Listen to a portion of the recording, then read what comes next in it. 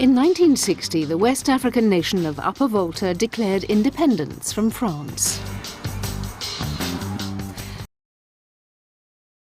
Pro-socialist revolutionary Thomas Sankara led to the country being renamed Burkina Faso, which in English means the land of honourable men. A landlocked country bordered by Mali, Niger, Benin, Togo, Ghana and Côte d'Ivoire, over 90% of Burkina Faso's population live a subsistence life.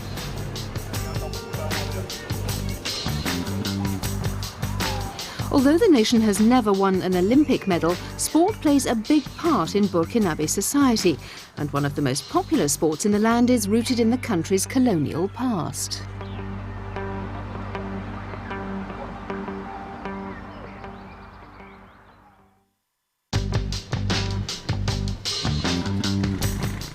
With the exception of soccer, road cycling is Burkina Faso's most popular sport.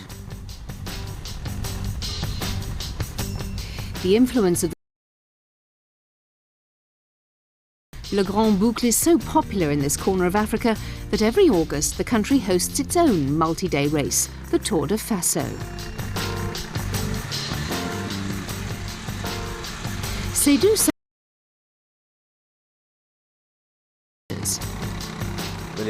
Cycling's a really tough sport, and people in Burkina Faso are used to hard physical jobs.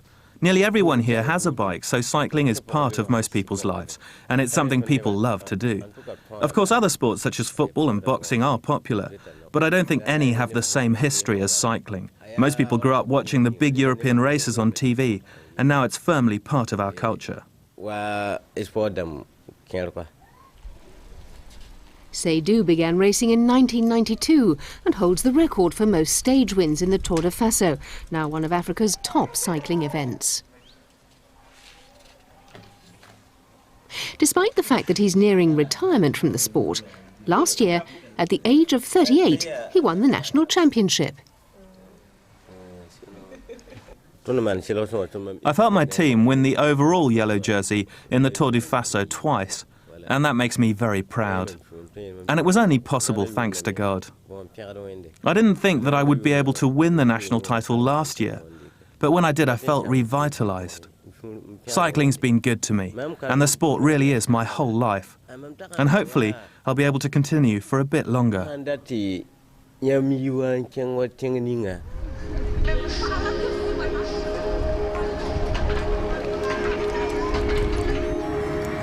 Cycling is an extremely expensive sport, and as a result, few cyclists from Burkina Faso have left the country to race overseas. Burkina Faso is also very flat, with no mountains and few hills, making the conditions alien to those in Europe.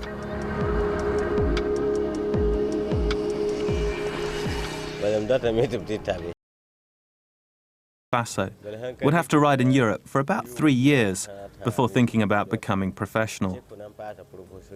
And that's something most people just can't do because they have families they need to support financially.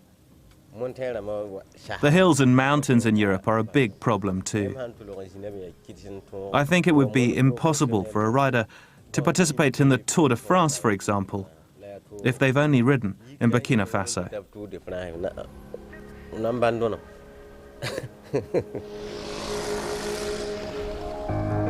Cycling in Burkina Faso is a male-dominated sport. However, there is an emerging female road cycling scene. Although there isn't a big annual race for women, there are an ever-increasing amount of one-day races between teams from different cities.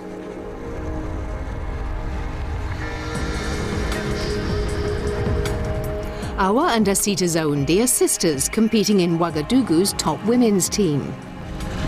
It's important that women are cycling and are competitive, and it would be great if there could be a female Tour de Faso. I want there to be many more female cyclists here. Some people might think women are weak, but I want to prove that we are not. Awa and Asita were introduced to the sport by their father, who was himself a champion cyclist.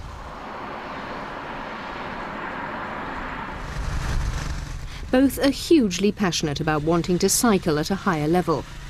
As well as holding down jobs, they join their team on the capital's crowded roads at least 5 times a week for training. It's tough because we can only train when someone can follow us, because it's dangerous on the roads. There is always a lot of traffic, and we don't get special treatment. It can be scary. The roads are very crowded and people don't respect the rules.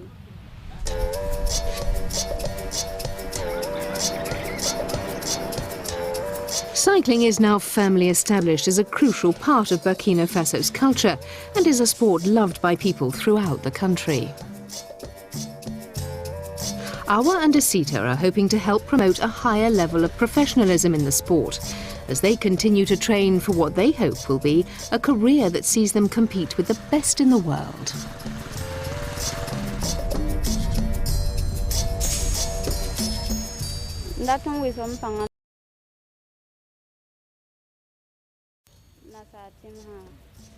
That would be amazing for me.